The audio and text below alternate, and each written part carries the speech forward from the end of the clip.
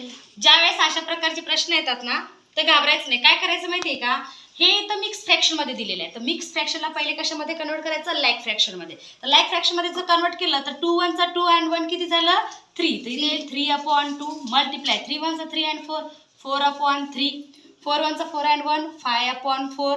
त्याच्यानंतर पहा असंच डॅश डॅश डॅश 4/98 1 चा 491 चा 491 आणि किती झालं 1 499/498. आता पहा 3 सोबत 3 कटत आहे का नाही, 3 1 चा 3 कटला. त्याच्यानंतर पहा 4 सोबत 4, आता 5 सोबत असा 5 कटत कटत सगळा कटन हा आणि हा पण कटेल. इथं 498 कटेल. आता उरलं काय पहा 499 लिहून घ्या. 499 अपॉन इथं उरलं फक्त 2. तर याचा आन्सर हेच राहील 499/2.